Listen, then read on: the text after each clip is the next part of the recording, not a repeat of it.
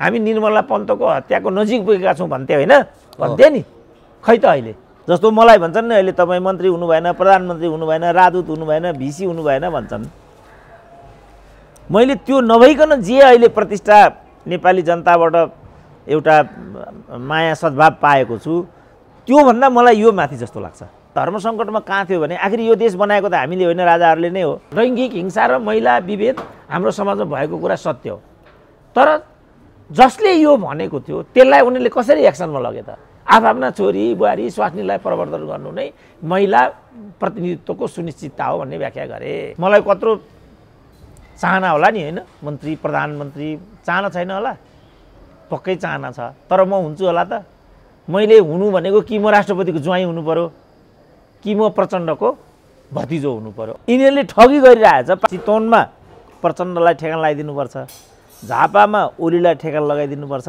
रामकुमारी झाँक्रीले पनि म गुल्मीबाट जितेर आउँछु भन्ने होइन जितेर आउने हो म भन्छु नेपाली जनतालाई हिन्दू राष्ट्र चाहिने कमल थापालाई भोट नहाल्ने नेपाली जनतालाई सङ्घीयता मन नपर्ने चित्रबहादुर केसीलाई मत नहाल्ने बालकृष्ण खाँडले चाहिँ खगेन्द्र सौरालाई फोन गरे अरे हजुर यो तकमा लिदिनु पर्यो भनेर खगेन्द्र सौराले थुक्छु म तिम्रो तकमा लिनुभन्दा मलाई यही ठिक छ भने लखन थापाको म अवतार हुँ पो भनेको हो कि यो बच्चाले जहाँसम्म राज संस्थाको कुरा छ मैले आफै राजालाई भेटेको थिएँ र मैले राजालाई के भनेको थिएँ भने सरकार तिम्रो लागि सबभन्दा राम्रो अवस्था चाहिँ यो छ पढेलेखेको मान्छेको छवि बिगार्दैपछि मात्रै मूर्खले शासन गर्न पाउने भयो नि त नभए 8 क्लास पढेको व्यक्ति संसारमा कहाँ परराष्ट्र मन्त्री हुन्छ 11 क्लास पढेको व्यक्ति संसारमा कहाँ अर्थमन्त्री हुन्छ मलाई भनिदिउँ त त्यो शक्ति आयो भने हामीले रोक्दैमा फेरि राज संस्था रोकिँदैन मैले चाहिँ भनेको कुरा र मेरो चाहिँ विषय के भने यो राज संस्थाको ठुलो नेपाल राष्ट्र निर्माणमा योगदान भएको हुनाले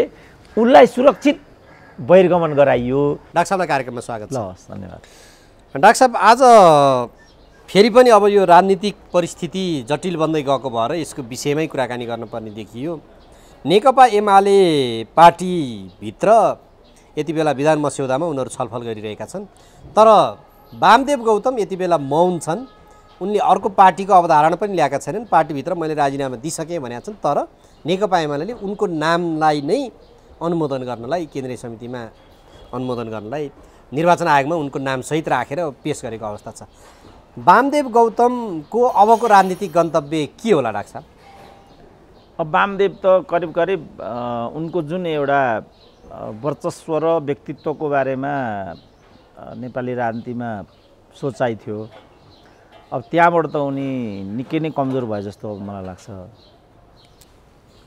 अब उनले चाहिँ नयाँ पार्टी बनाउने एउटा विकल्प त्यो छैन भन्न सकिँदैन त्यो विकल्प छ तर अब त्यो असफल मोडल भएको कुरा उनकै हकमा चाहिँ सिद्ध भइसकेको विगत हो दोस्रो विकल्प भनेको माधव नेपाल कहाँ पुग्ने भन्ने छ र अन्तिम विकल्प भनेको जहाँ छ त्यहीँ रहिरहने भन्ने हो यिनै तीनटा विकल्पभित्रबाट वामदेवले आफ्नो अस्तित्वलाई उभ्याउने हो अब उनका सबै विगत समयका जे बिचौलियापूर्ण भूमिकाहरू हुन् अब एमालेमा बस्ने माधव नेपालको सेवा गर्ने अनि माधव नेपालको कि प्रचण्डको सेवा गर्ने हजुर अनि पदको लागि बार्गेनिङ गर्ने प्रधानमन्त्री हुन्छु भन्ने संविधान संशोधन गर्न भन्ने राष्ट्रिय सभाको कुरा गर्ने इत्यादि जो हरकत गर्थे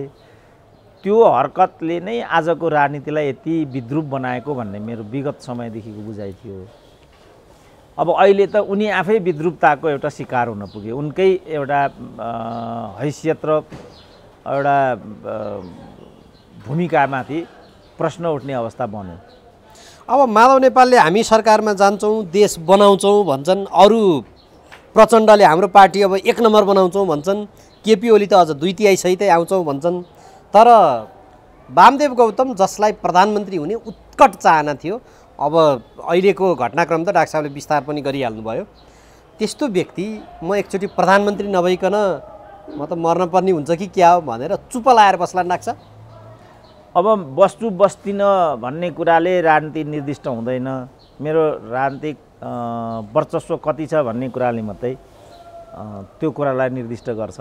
अब मलाई पनि के हुन मन होला, हुन सक्दिनँ। म हुनु पर्यो भने कि नेताको वरिपरिको हुनु पर्यो, कि राष्ट्रपतिको भान्जो हुनु पर्यो, कि व्यभिचार गर्नु पर्यो, कि पैसाको पोको लगेर बुझाउनु पर्यो। तेस्रो कारणले त कोही केही भएको नेपालमा विगतै छैन। यस्तो बेलामा वामदेवले म के हुन्छु हुन्न भन्नु कुराको के अर्थ रहन्छ र? के पनि अर्थ रहँदैन। भनेपछि उनी यत्तिकै राजनीतिक रूपमा अब पत्ता साफ हुने अवस्थामा पुगेका हुन्। अब नेपालमा त मरेको मान्छेलाई पनि बचाएर हिँडाउँछन्। खिलराज रेग्मी प्रधानमन्त्री हुने देश हो। त्यस्तो बेलामा वामदेवको त पुरा जीवन राजनीतिमा छ। केही पनि हुँदैनन् होला त कसरी भन्न सकियो। तर नाङ्गो आँखाबाट हेर्दाखेरि चाहिँ उनको राजनीतिक रेखा अब त्यति सुस्पष्ट छैन। अब यहाँ विश्लेषण के गर्छन् भने माओवादीहरू मिल्दैछन्, विप्लव, वैद्य अनि प्रचण्ड, अझै यही उपेन्द्र यादवको समूह पनि मिल्दैछन् भन्दैछन्। माधव नेपालको त अब प्रचण्डले घोषणै गरिसके, बनाएको पार्टी बनाउनलाई कम्ता मेहनत परेको छैन भन्नुको अर्थ यो त हामीले जन्माएको प्रकारान्तरमा हामी एकै हौँ भन्ने जस्तो देखिन्छ। यद्यपि तत्काललाई उनीहरूले अस्वीकार गरिरहेको अवस्था छ। त्यो हुँदा आगामी दिनमा त्यो परिदृश्यतिर जाने र वामदेव पनि त्यसैमा समाहित हुने अवस्था र उनीहरू पनि मिल्ने अवस्था छ कि छैन डाक्टर साहब आगामी दिनमा? सबै सम्भावना छ। किनभने ओली र प्रचण्डको एकता हुन्छ भनेर कसैले कल्पना गरेको थिएन। मैले त त्यसलाई मानेको पनि थिइनँ। भोलिको दिनमा हुन सक्ला त्यो पनि? होइन, सबै सम्भावना छ। यिनीहरू थपकै ओली र प्रचण्ड पनि मिल्न सक्छन्। प्रचण्डले सचिन्छु भनेका छन्, ओलीले नसचिन्छु भन्यो भने फेरि सम्भावना भयो। होइन, सचिने नसचिने कुरा होइन, स्वार्थ मिल्ने नमिल्ने भन्ने कुरा हो। जस्तो भनौँ न, अब शेरबहादुरलाई चाहिँ यो तरिकाले कम्युनिस्टहरूको प्रतिकूल एउटा कित्तामा चाहिँ ढाल्दै जस्तो अहिलेसम्म हेर्दाखेरि त प्रचण्डले शेरबहादुरलाई लामो कालसम्म बोकेर हिँड्न सक्ने सम्भावना क्षीण हुँदै गएको देख्छु म। किनभने सम्पूर्ण नियुक्तिहरूमा काङ्ग्रेसीकरण छ। परराष्ट्र मन्त्री त्यसरी बनाए, उमेश श्रेष्ठलाई त्यसरी ल्याए। तर भन्ने बेलामा त फेरि यो सरकार, यो गठबन्धन चुनावसम्मै जान्छ भनेर माधव नेपाल नि भनिरहेछन्, प्रचण्ड पनि भनिरहेका छन्। यस्तै भन्थे होइन त केपी ओलीको हकमा प्रचण्ड? तपाईँलाई सम्झना छ नि, केपी ओलीको सरकारलाई सुदृढ तरिकाले कसैले बचाउ गर्यो भने त्यो प्रचण्ड नै थिए। मैले त त्यागै गरेको हुँ भने छन् नि अहिले पनि। होइन, त्यो त पछिल्लो प्रकरण हो। सुरुका प्रकरणहरूमा सबै मानिस केपी ओलीको विरुद्धमा खन्निरहँदाखेरि अनि एकदम सुदृढ किल्ला भएर प्रचण्ड उभिरहेको हामी देखेकै हो। अब अहिले प्रचण्डले केपीको विरुद्धमा के मात्रै भनेका छैनन् तपाईँ देखिरहनु भएको छ। सम्पूर्ण गल्ती गरेको छ त उनले। 2.5 वर्षको प्रधानमन्त्री त छोडेको छ उनले। केपी ओली जस्तो एउटा पश्चगामी सोच भएको, संघीयता विरोधी सोच भएको, सुस्पष्ट एउटा कम्युनिस्ट प्रतिबद्धता नभएको व्यक्तिसँग पार्टी एकता गरेका छन् उनले। त्यो सबै दोष अहिले उनले कसलाई लगाइरहेका छन् ल भन्नु त? शेरबहादुरले हिजै भनेको थियो तपाईँ प्रधानमन्त्री हुनुहोस्, हामी समर्थन गर्छौँ। हिजै भने होइन? शेरबहादुर देवाललाई त हिजो पनि धोका दिएकै हुन् डाक्टर साहब। अन्तिममा आएर अब चाहिँ राजनीति सम्भावनाको खेल हो भनेर ज्याममा मिलेर शेरबहादुर त त्यति बेला छागाबाट खसे भन्ने कुरा नि आएको थियो। त्यसैले मैले भनेको अब यिनीहरू त यस्तो गरिआएका राजनीतिहरू हुन्। यिनीहरूले यो गर्लान् त्यो गर्लान् भन्नु त केही पनि छैन। यही बाहनामा सूर्यबहादुर थापाहरूले, कमल थापाहरूले 20 वर्ष नेपालको राजनीतिलाई रत्यौली बनाए। हामी देखिरहेछौँ। अन्त्यमा जनता उठेर मात्रै यो राप्रपालाई उसको ठाउँ जहाँ हो त्यहाँ पुर्याइदियो नि। अब जनतै, अब मेरो यो तर्कको निष्कर्ष चाहिँ के हो भने अब आउने निर्वाचनमा राप्रपा, कमल थापा प्रवृत्तिलाई नेपाली जनताले जसरी दण्डित गरेको छ यिनीहरूलाई पनि त्यसरी नै दण्डित गर्नु। चितवनमा प्रचण्डलाई ठेगान लगाइदिनुपर्छ, झापामा ओलीलाई ठेगान लगाइदिनुपर्छ, माधव नेपाललाई त रौतहटमा प्रवेशै निषेध हुन्छ। काठमाडौँ रौतहट त छोडिहाल्यो नि, काठमाडौँमै केन्द्रित भइसक्यो अहिले। अब त्यसो भने कोटेश्वरबाटै डाँडा कटाइदिएपछि बल्ल यिनीहरूले आफ्नो हैसियत थाहा पाउँछन्। किनभने यो माथि जुन एउटा मिलीभगत गर्ने प्रवृत्ति हो, यो मिलीभगतले त यी पात्र र प्रवृत्तिलाई किनारा नलाउने देखियो। हामी त सरकार बनाउँछौँ देश बनाउँछौँ भनेर हिजो भर्खर माधव नेपालले भाषण गरेका छन्। अब समाजवादी बन्छ भनिरहेका छन्। म यी सबैलाई मुफ्तमा एउटा टिप्स दिन्छु। उनीहरूले कुनै पनि कुरा भन्ने होइन गर्ने हो। रामकुमारी झाँक्रीले पनि म गुल्मीबाट जितेर आउँछु भन्ने होइन, जितेर आउने हो अनि जितेर आएँ नि भन्ने हो। विप्लवले पनि म एमसिसी गर्नेलाई हात काट्छु भन्ने होइन, कोसी ब्यारे तोडिदिन्छु भन्ने होइन, निर्मलाको हत्यारा पत्ता लगाउँछु भन्ने होइन, ठ्याकै लगाउने हो। उनले पनि यो कुरा नभन्ने हो। माधव नेपालले पनि यो क्रान्ति देश बनाइदिन्छु यो भन्ने होइन, ठ्याकै बनाउने हो। किनभने यिनीहरूले देश बिगारेको मात्रै विगत छ। जति पनि कल कारखानाहरू बन्द भए त्यो कसको पालामा बन्द भएको? ल उनीहरूले भन्ना नि सबै काङ्ग्रेसले गर्यो भनेर। तर प्रमुख प्रतिपक्षको रूपमा र थप समय चाहिँ आफू पनि सत्तामा बसेको रूपमा त जस्तो अहिले एमसिसीकै कुरा छ नि त, कसले गरेको यो एमसिसी?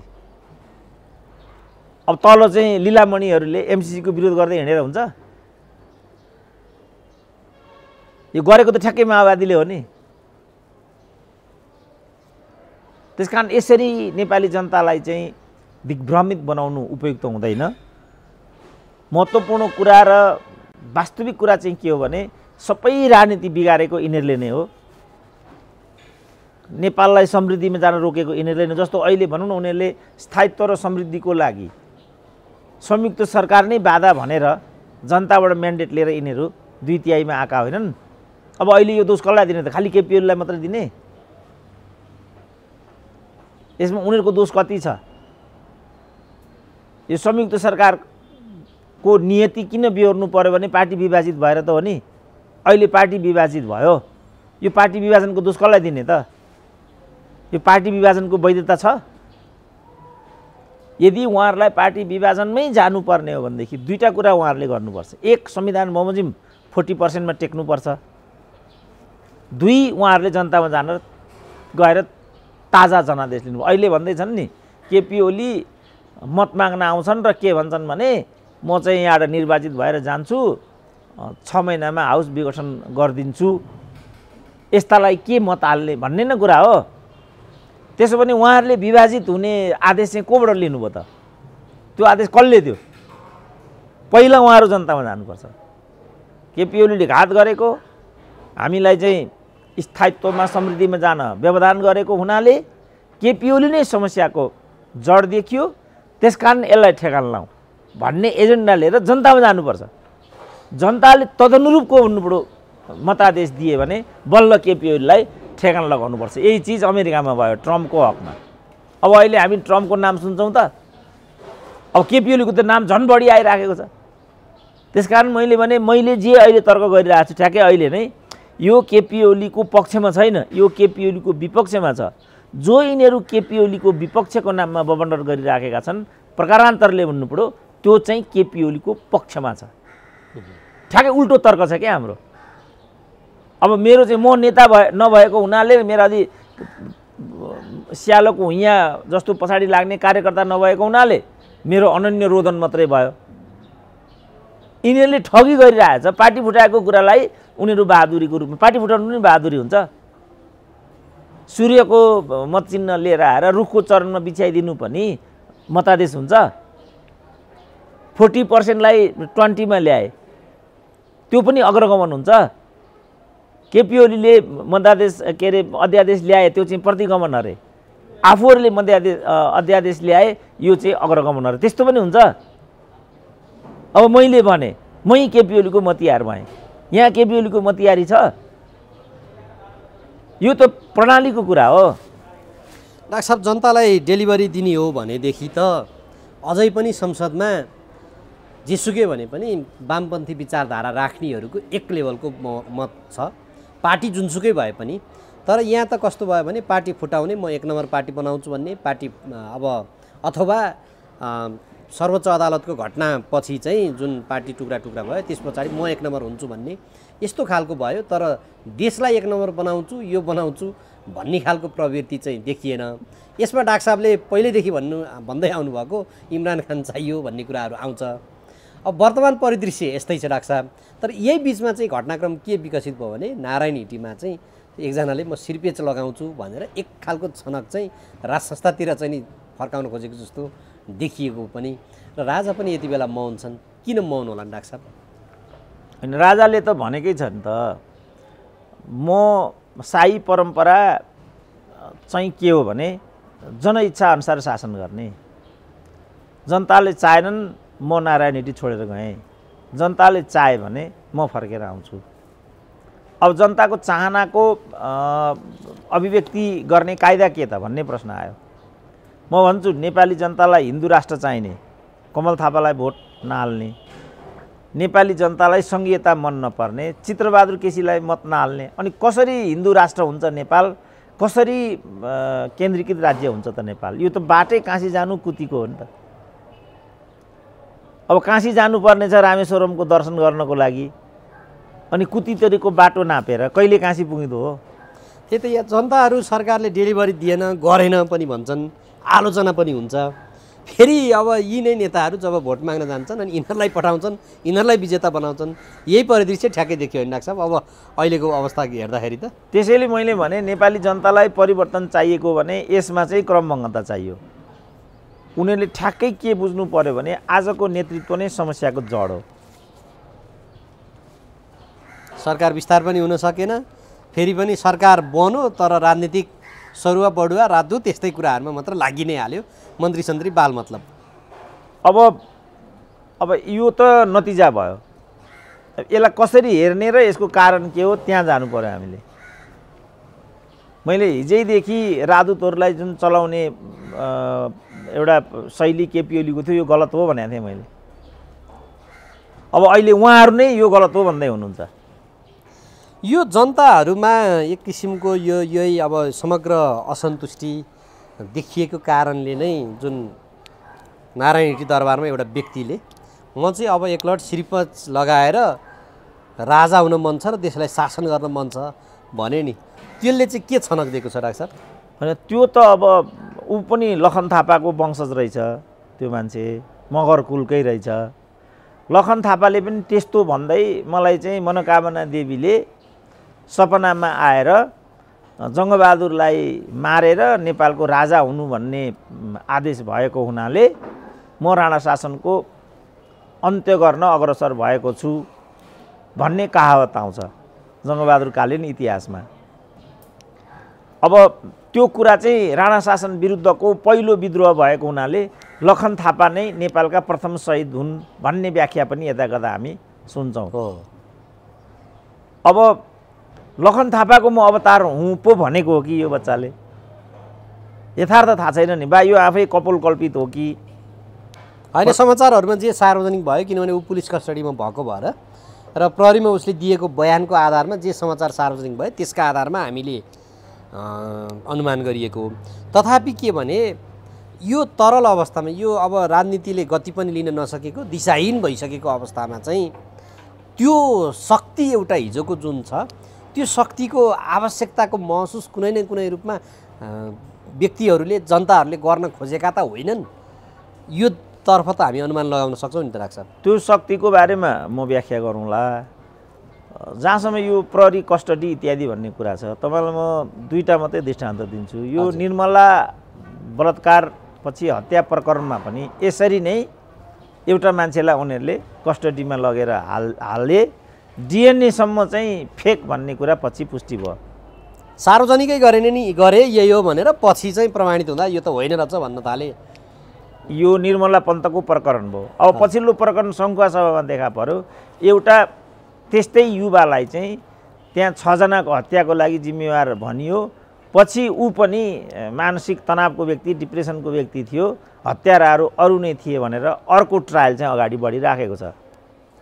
अब यहाँ पनि नारायण हिटीको कुरा योभन्दा धेरै पर पुग्ला भने जस्तो मलाई लाग्दैन। जहाँसम्म राज संस्थाको कुरा छ, मैले आफै राजालाई भेटेको थिएँ र मैले राजालाई के भनेको थिएँ भने सरकार तिम्रो लागि सबभन्दा राम्रो अवस्था चाहिँ यो छ, जनतामा जाने होइन, नन किङ भएर बस्ने, अर्डिनरी ज्ञानेन्द्र शाह भएर बस्ने।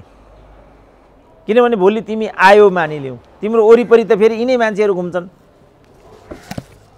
र ती मान्छेहरूले विगत समयमा जुन भूमिका खेलेको त्यही भूमिका खेल्छन्, किन तिनै मान्छे हुन् नि त।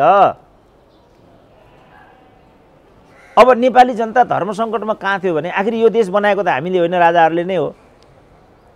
जुन बाबुले आफूलाई जन्म दियो, शिक्षा दियो, पैतृक सम्पत्तिको आधार दियो, त्यही बाबुका विरुद्ध घात गर्न त कुनै पनि सन्तानलाई राम्रो लाग्दैन नि। तर पछिल्लो कालमा जे पात्र र प्रवृत्ति तिमीले छनौट गर्यौ तिनको कारणले नेपालबाट राज संस्था उन्मूलन हुनुपर्ने परिस्थिति उत्पन्न भयो। 7 राजनीतिक दलहरूलाई यो कुरा थाहा थियो। त्यसकारण तिमीलाई दुर्व्यवहार गर्नुको सट्टा बाइजत यहाँबाट नागार्जुन जानु बस्नु सुरक्षासहित त्यो एउटा विकल्प दिइदिएपछि राज संस्थाको लागि सबैभन्दा सुरक्षित जोन चाहिँ यो हुन्छ भनेर म बाहिर आएको थिएँ। अब अहिले राजा आऊ देश बचाऊ त भन्छन्, तर राजाको एजेन्डा लिएर कोही पनि जनताको छेउमा गयो भने कति भोट पाउँछन् त उनले? अहिलेको समयमा दुई तरिकाबाट मात्रै राजपाट हासिल गर्न सकिन्छ। एउटा आम विद्रोहको बाटोबाट, अर्को जननिर्वाचनको बाटोबाट। अब आम विद्रोहबाट कि ज्ञानेन्द्रले टेकओभर गर्नु पर्यो, होइन भने जनतामा जानु पर्यो, प्रतिनिधि मार्फत चाहिँ 2/3बाट राज संस्थाको पुनर्स्थापना गर्नु पर्यो।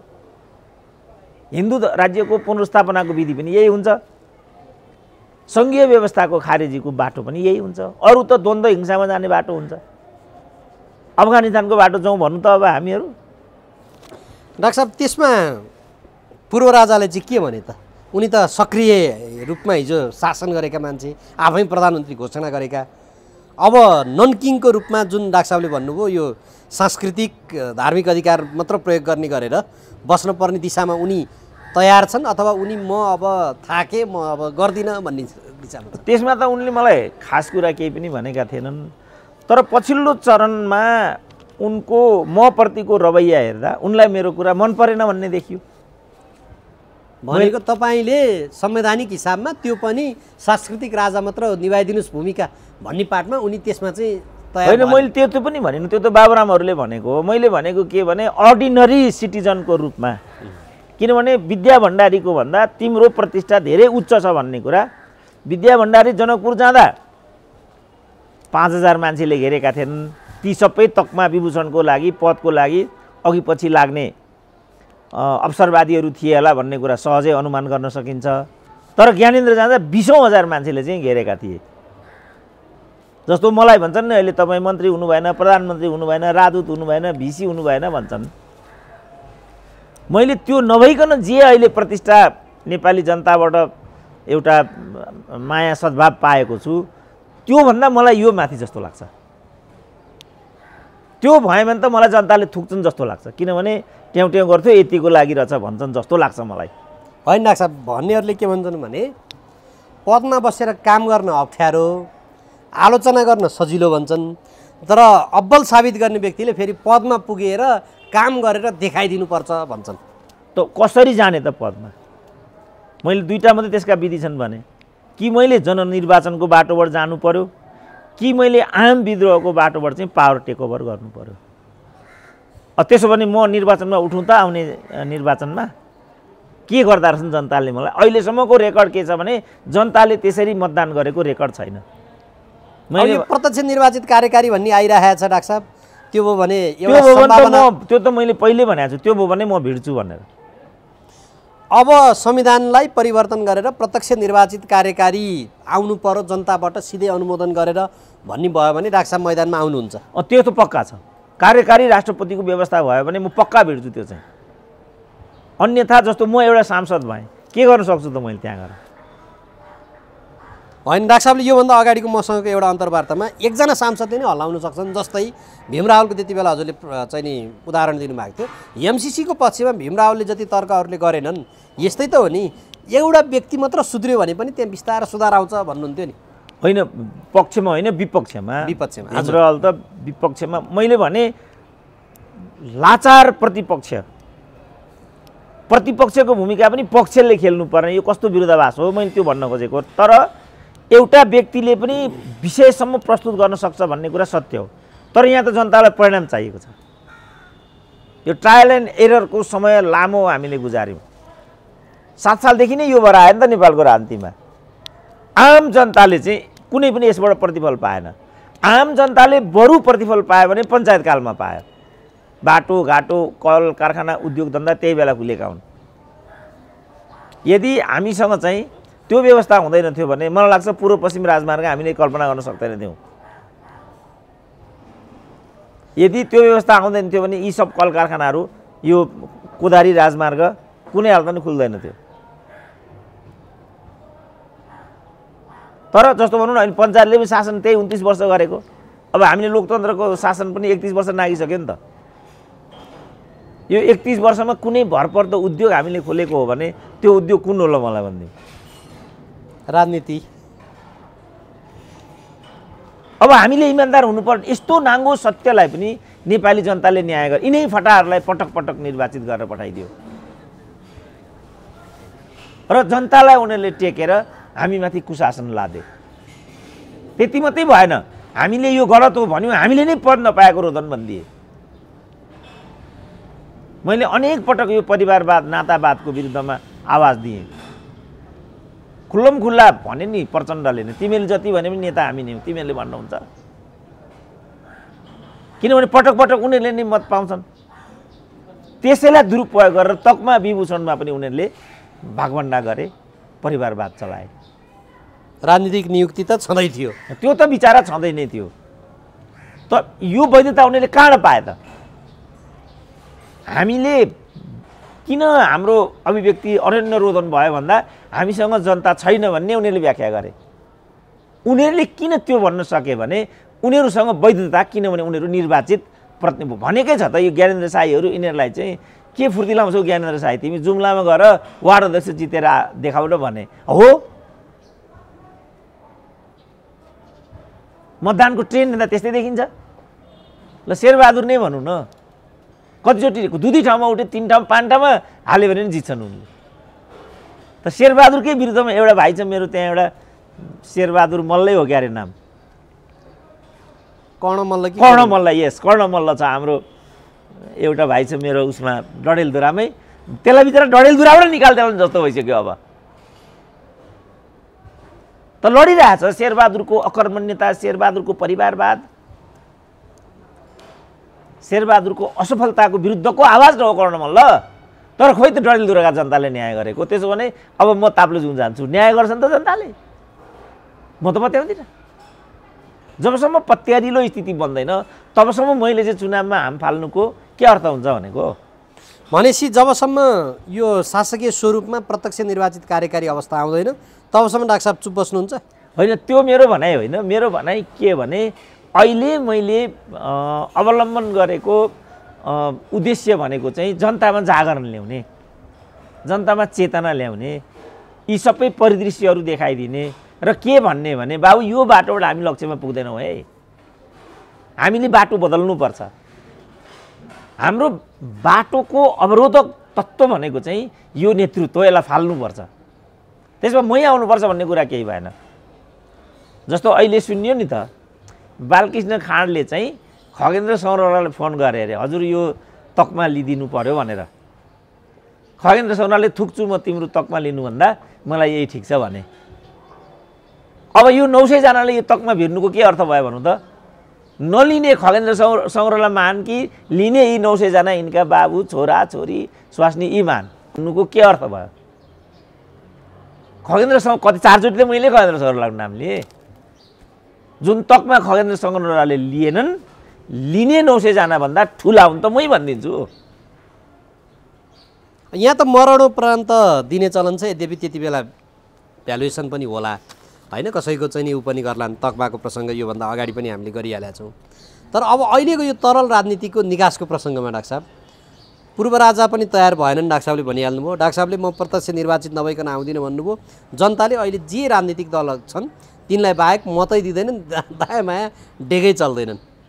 अब वैकल्पिक रूपमा चाहिँ उदाउने राजनीतिक एउटा शक्ति कुनै आइदियो भने त्यसले पनि सम्भावना ल्याउन सक्दैन डाक्टर साहब?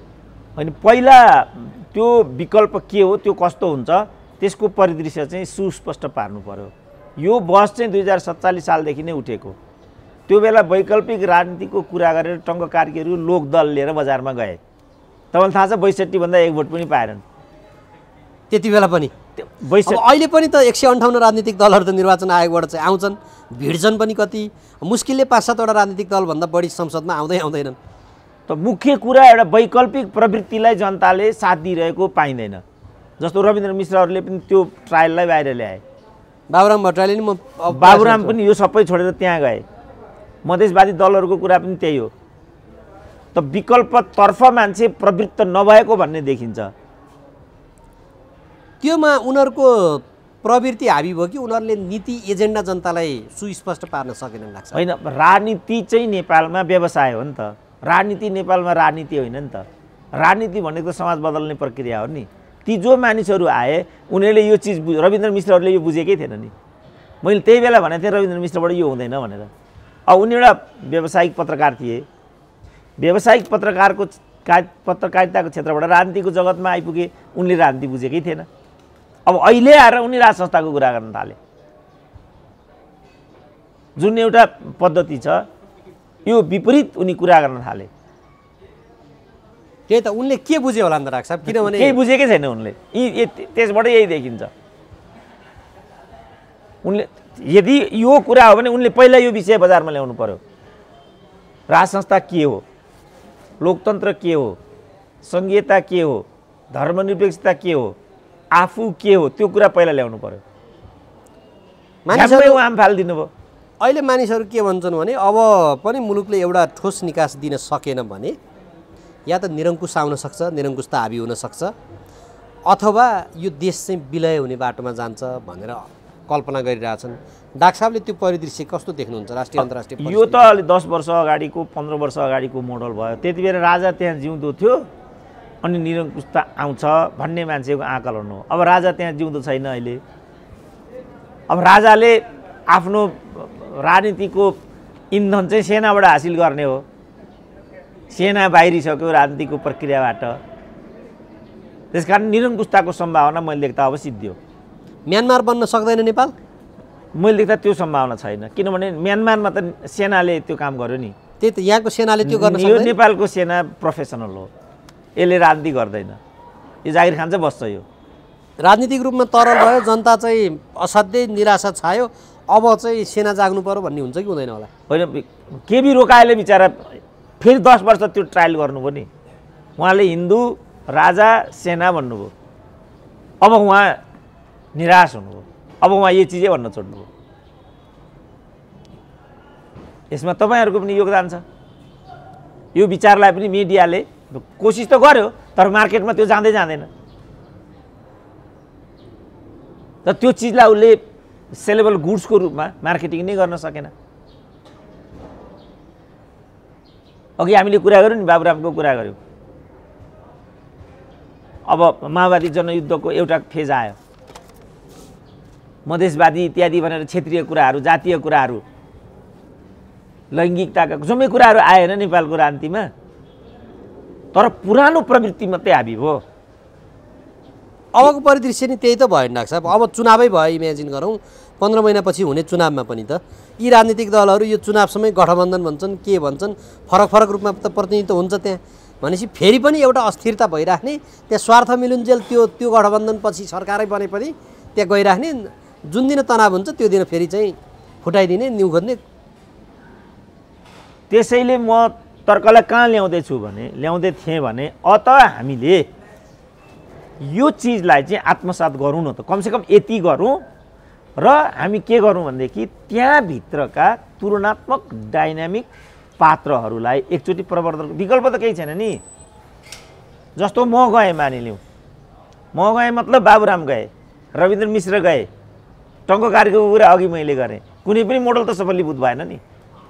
त्यहाँ वादले नछोड्ला नि त डाक्टर साहब। यहाँ त वाद प्रधान छ नि त हाम्रोमा। त्यसो भने तपाईँ झोला बोकिराख्नुहोस् जिन्दगीभरि। तपाईँलाई के चाहियो भने जनतालाई प्रतिफल चाहियो। वादभन्दा जनतालाई त प्रतिफल चाहिएको छ। तपाईँ वाद पनि नछोड्ने, प्रतिफल पनि खोज्ने। अब यो वादलाई दिग्भ्रमित गराउनेहरू को हुन् त? यो नेतृत्व हो। त त यो नेतृत्वलाई नपन्चाइकन त त्यो चिज हुँदैन। फेरि स्वार्थ मिल्दा बात हुँदो रहेछ नि त डाक्टर साहब। अब अहिले हेर्न, हिजोको प्रधान शत्रु आजको प्रधान मित्र भयो माओवादीकै लागि। त्यसको लागि मैले भने राजनीति बुझ्नु पर्यो। राजनीति भने के हो त? राजनीति भनेको त समाज बदल्ने प्रक्रिया हो। समाज कसरी बदलिन्छ त भन्दा उत्पादन र उत्पादकत्वमा चाहिँ हामीले चाहिँ स्पिड ल्याउनु पर्यो। मतलब कल कारखाना खोल्नु पर्यो। कल कारखाना खोलेपछि मात्रै रोजगारीको दायरा चाहिँ विस्तारित भएर जान्छ। भाइ छोराले विदेश गएर मर्नु काटिनु कुटिनु पर्दैन। भाइ छोरालाई चाहिँ मलेसिया पठाउने, खाडी पठाउने, अनि तपाईँ यहाँको लोकतन्त्रको गुड्डी हाँक्ने, आफ्ना छोरी बुहारी स्वास्नीले राष्ट्रपति बनाउँदै हिँड्ने, यही हो लोकतन्त्र, यही हो जनयुद्ध भन्दै तपाईँ तल घोटाउँदै हिँड्ने। अनि यो काम भन्नको लागि एउटा सुरेन्द्र केसी चाहिएन? बाबुरामले भने त यो कहिले, रविन्द्र मिश्रले भने त यो कहिले, उपेन्द्र यादवले भने त कहिले यस्तो? अब यहाँ ध्यान दिनु पर्यो जनताले। अब सुरेन्द्र केसीले पनि पदको लागि भनिदिए फेरि लालबुचक्कडहरूले, हो त यो पदको कुरा? त्यसकारण मैले हतारो गरिनँ। यो भन्नु पनि एउटा भूमिका हो भन्ने अहिलेको मेरो बुझाइ छ, जे म भन्दैछु। डाक्टर साहब, अब यो जस्तो जनताले बुझेनन्, अब डाक्टर साहबले अलिकति अब पथ प्रदर्शकको रूपमा विश्लेषण गर्नुभयो, त्यसमा आरोप प्रत्यारोप आयो। अब हिजोको दिनमा के गर्थे भने ज्ञानेन्द्रले कहीँ कतै गएर भाषण मात्र गरिहाल्यो भनेदेखि खबरदार भनेर एक किसिमको त्यो आइहाल्थ्यो क्या रियाक्सन। आजको दिनमा चाहिँ ज्ञानेन्द्र मौन छन्, हिमानीले कहिले कता जाने, कहिले क्लासरुमभित्र बस्ने, नारा जुलुसमा सहभागी हुने, यस्तो काम चाहिँ गरिराखेको अवस्था चाहिँ देखिन्छ। त्यो राजनीतिलाई त्यो दिशातर्फ डोर्याउनलाई होला कि एउटा समाजसेवाको मात्र काम होला त्यो चाहिँ? होइन, अब जस्तो भनौँ न, पारसको एउटा प्रवृत्ति आइराखेको छ, ज्ञानेन्द्रको एउटा प्रवृत्ति आइरहेछ, हिमानीको अर्को प्रवृत्ति आइराखेको छ। अब मेरो भनाइ चाहिँ के छ भने यो सन्दर्भमा ठ्याक्कै भन्न चाहेको के हो त त्यो चिज आउनुपर्छ बाहिर। ठ्याक्कै के हो भन्न चाहेको? जस्तो मैले भने, जस्तो मलाई नै पनि प्रश्न उठाउँछन्, तपाईँले ठ्याक्कै भन्न खोजेको चाहिँ के हो? त्यसो भने राजनीतिमा आउनुहोस्, तपाईँले भन्न खोजेको के हो? म माथि पनि प्रश्न उठ्छ। मैले के उत्तर दिने गरेको छु भने चेतना र जागरण आजको महत्त्वपूर्ण पक्ष हो, ताकि हाम्रो राजनीति बिगार्नेहरूलाई चाहिँ नङ्ग्याउन सकियोस्। यो अन्डरस्ट्यान्डिङबाट चाहिँ म यो काम गर्दैछु। अब उनीहरूको चाहिँ के हो त? जस्तो भारतको कुम्भ मेलामा गएर राजतन्त्र आउँछ त? पारसको जुन ट्राफिकलाई हप्काउने जुन शैली छ, त्यहाँबाट राजतन्त्रको साख बढ्छ त? हिमानीले जुन समाजसेवाको कुरा इत्यादि गरिराखेकी छिन्, त्योबाट राजनीति बन्छ त? यसमा डिबेट गरौँ। यहाँ यो अब राज संस्था त आउला नआउला डाक्टर साहब, तर हिन्दू राज्यको पक्षमा चाहिँ केपी ओलीमाथि अहिले पनि सार्वजनिक रूपमा भाषण गर्दै हालसालै पनि प्रचण्ड लगायतले के भन्छन् भने उनी हिन्दूवादी नेता भए, कम्युनिस्ट चरित्र रहेन र मलाई चाहिँ राम सीताको मन्दिर चितवनमा लगेर त्यहाँ चाहिँ उ गरिदिए, म तोडफोड गरिदिन्छु भन्ने खालको अभिव्यक्ति दिए। यो चाहिँ के हो डाक्टर साहब यस्तो चाहिँ?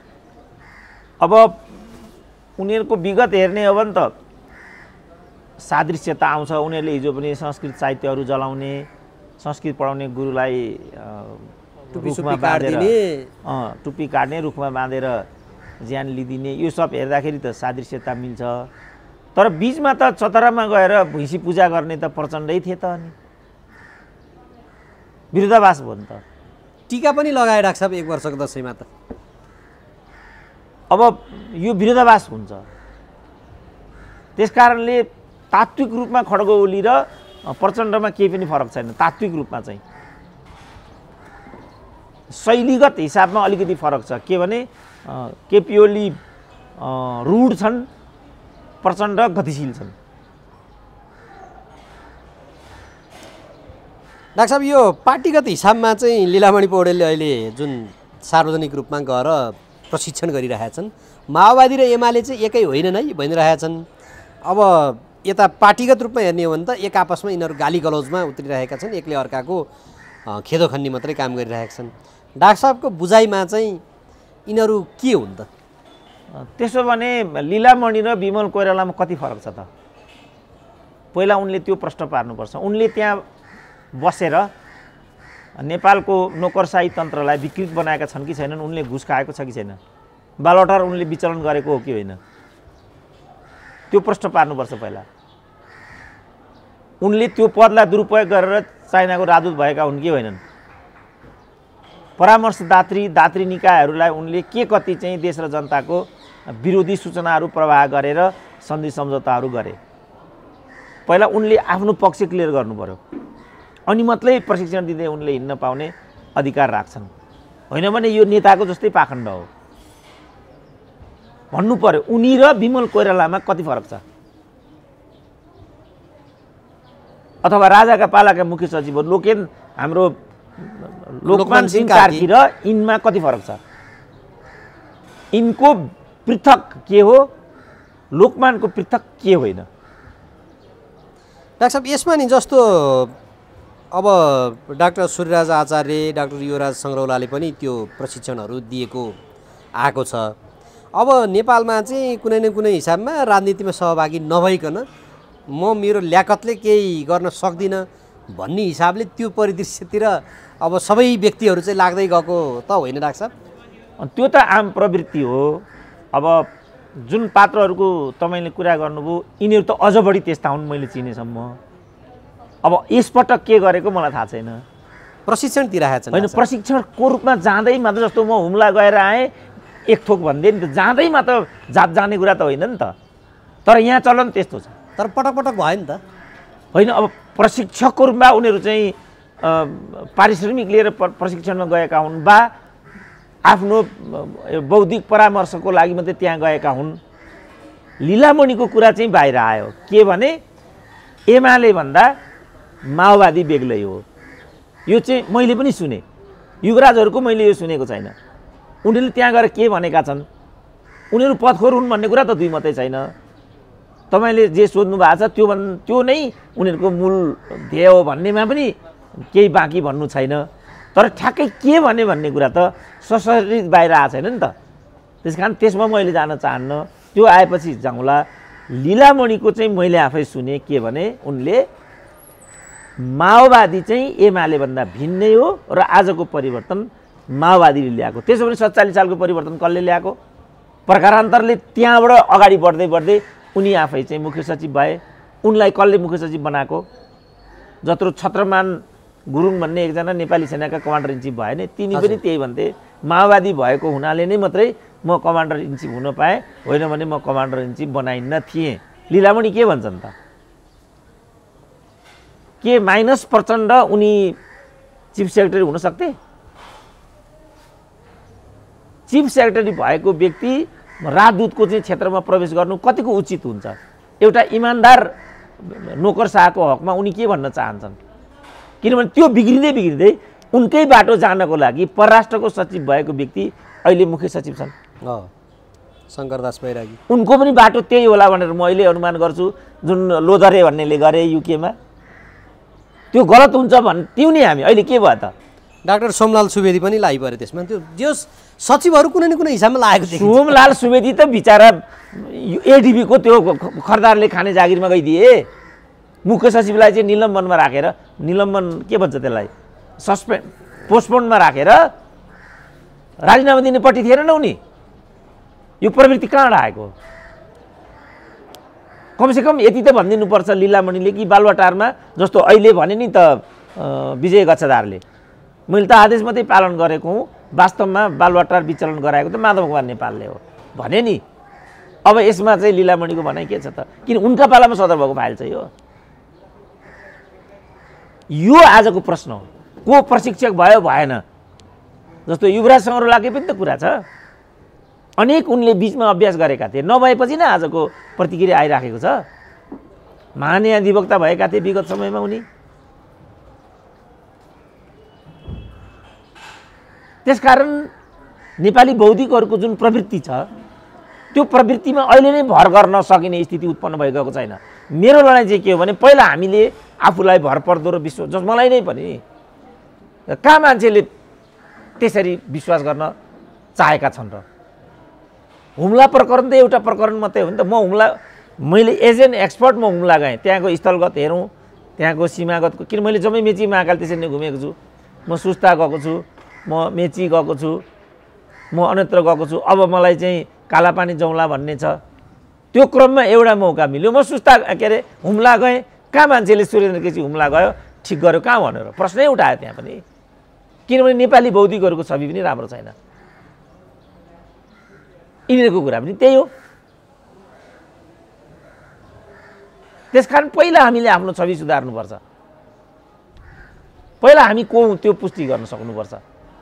मान्छेले सितिमिति मान्दैन, किनभने पढे लेखेको मान्छे खराब हुन्छ भन्ने पहिल्यै नेपाली समाजको अवधारणा छ। त्यो त षड्यन्त्र हो। त्यो षड्यन्त्र के हो भने पढे लेखेको मान्छेको छवि बिगार्दैपछि मात्रै मूर्खले शासन गर्न पाउने भयो नि त।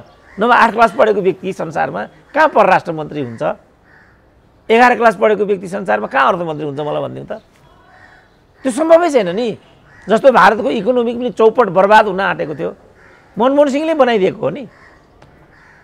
त्यहाँको सुन धरौटी राखेर त्यहाँको इकोनोमी चलाउनु पर्ने स्थिति बनेको थियो। त्यसपछि एडिबीमा काम गर्थे, वर्ल्ड ब्याङ्कमा काम गर्थे नि मनमोहन सिंह त। अब राजीव गान्धी आफै पाइलट थिए, उनको एउटा विज्ञता बुझेर पिकअप गरेर भारतमा ल्याए, वित्त मन्त्री बनाए। नभन्दै 5 वर्षमा भारतको अर्थतन्त्र सुध्रियो। त्यसपछि उनी प्रधानमन्त्री बने।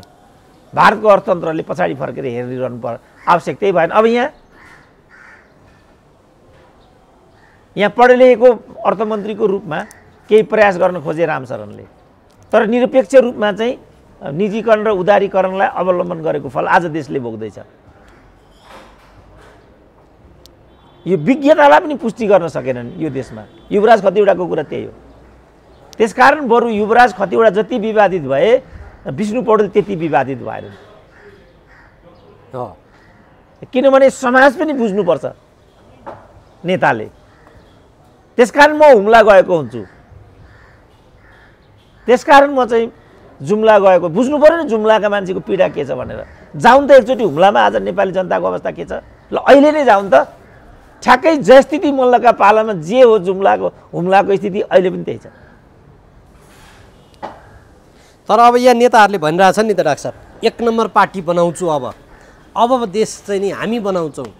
माधव नेपालले त हिजो भर्खरै के भने अब समाजवादी सरकार जान्छ अनि देश बनाउँछ, यो मुलुक हाँक्छ।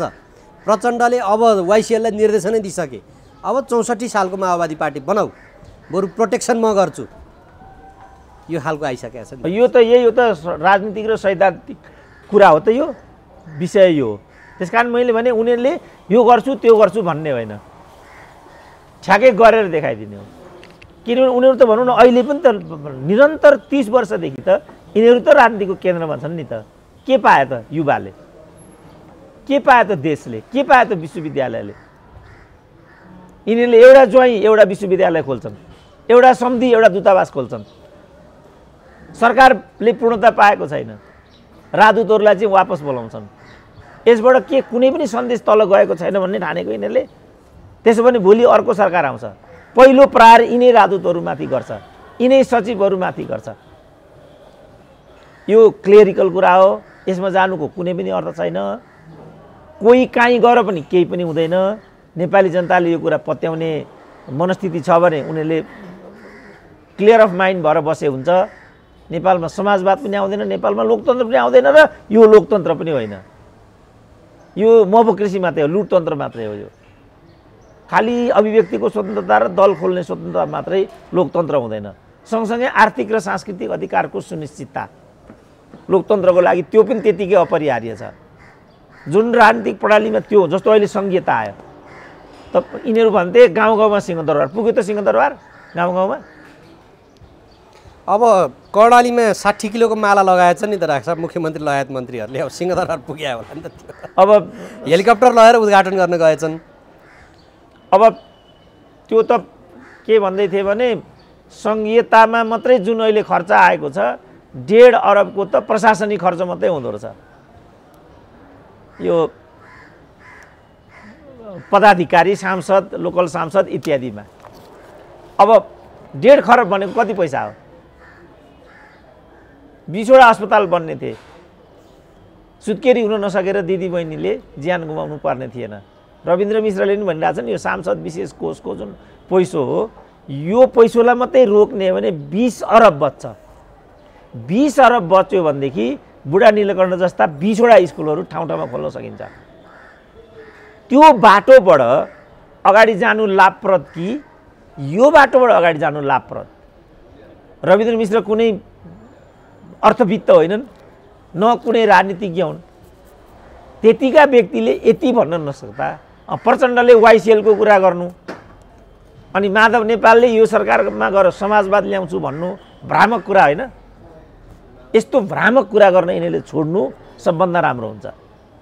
किनभने रोग कहाँ हो भनेर चाहिँ डायग्नोसिस नहुँदासम्म सुई लाउनुको के अर्थ हुन्छ? रोग कहाँ हो त? वाइसिएललाई चाहिँ मुखर ढङ्गले अगाडि आउनबाट जसरी रोकियो भनिएको छ यो अवधिमा, नेपालको राजनीतिले दिशा नपाउने यही हो त कारण? वाइसिएलको निष्क्रियता नै राजनीतिको गतिरोध हो त? यही हो प्रचण्डले भन्नु खोजेको? माधव नेपालका 3 जना मान्छेहरू शेरबहादुरको सरकारमा नपुग्नु वा केपी ओलीले उनका 3 जना मान्छेलाई मन्त्री नबनाउनु नै नेपालमा समाजवादको रुकावटको कारक हो त? यही हो भन्न खोजेको माधव नेपालले? यस्तो भ्रामक कुरा कसैले पनि नबनाउनु। यो यिनीहरूको राजनीतिक कुण्ठा, यो उनको समाजमा मनपरी गर्न नपाएको कुण्ठाको अभिव्यक्ति मात्रै हो। मुख्य कुरा चाहिँ के भने नेपालका राजनीतिक नेताहरू राजनीतिप्रति चाहिँ या त भ्रामक दृष्टिकोण राख्छन्, होइन भने उनीहरूले राजनीतिलाई बुझेको छैन। राजनीति उनीहरूको धन्दा होइन। उनीहरूका स्वास्नी छोरीलाई राष्ट्रपति प्रधानमन्त्री बनाउने प्रक्रिया राजनीति होइन। अघि पनि भने राजनीति भनेको त समाज बदल्ने प्रक्रिया हो। समाज बदलेन त बाबा, म हुम्ला गएर आएँ त। परिवर्तनको एउटा पनि चिन्ह मैले त्यो जिल्लामा देखिनँ। त्यो हो नि समस्याको जड त।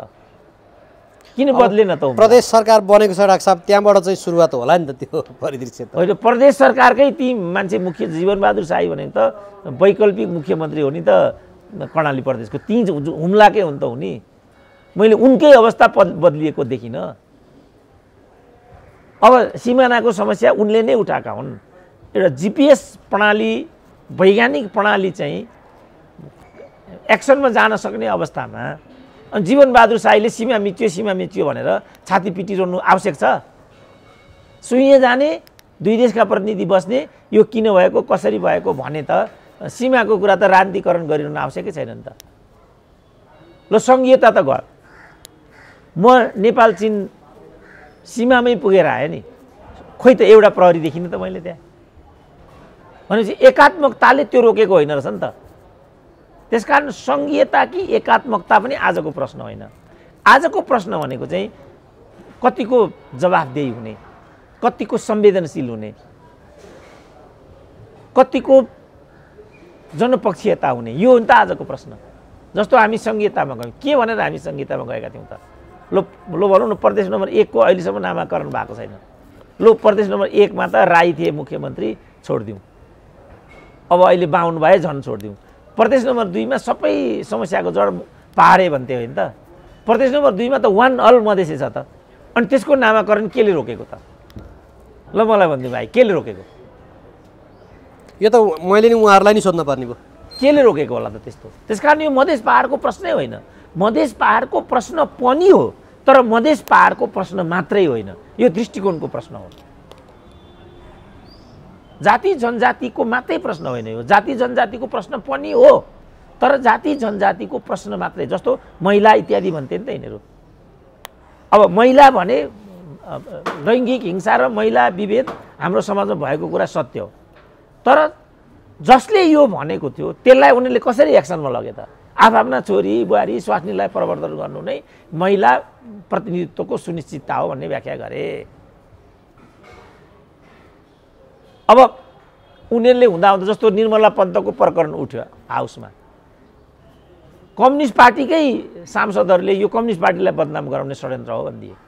जस्तो बालकृष्ण खान नै हामी निर्मला पन्तको हत्याको नजिक पुगेका छौँ भन्थे होइन, भन्थे नि, खै त अहिले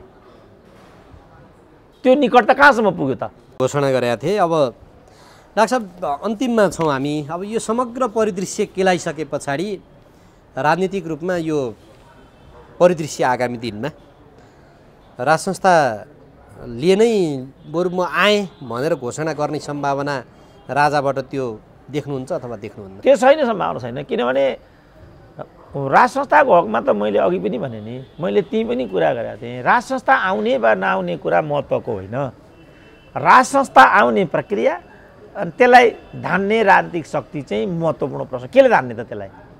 डेलिभरी भएन, अब हामी आउँछौँ गर्छौँ भन्ने दिशामा उनी रहन्छन्। त्यस भए होइन, उनलाई नमुछु न बिचरा। उनले त थपकन ल तिमीलाई चाहिएन भने जुर्को उठे गइदिए। यस्तो महान राजा कहाँ पाइन्छ? अन्त नमुछु न बिचरा त्यो संस्थालाई। जनताले हुँदैन भन्यो, नारा नीति हामीले हेऱ्यौँ, लौ त भन्यो, उनी जुर्को उठेर गइदिए। जसले यो देश बनाइदियो त्यसलाई योभन्दा बढी हामीले लखेट्नुको के अर्थ छ? किनभने हामीले केही गरेका छैन। पूर्व पश्चिम राजमार्ग उसले बनाइदियो, कोदारी राजमार्ग उसले बनाइदियो, हरिसिद्धि इँटा टाइल कारखाना उसले खोलिदियो, ब्रिकुटी कागज कारखाना उसले खोलिदियो, बाँसबारी छालाजुत्ता कारखाना उसले खोलिदियो। हामीले ती सब चाहिँ बन्द गऱ्यौँ। एकीकृत नेपालको स्वरूप उसले खडा गरिदियो।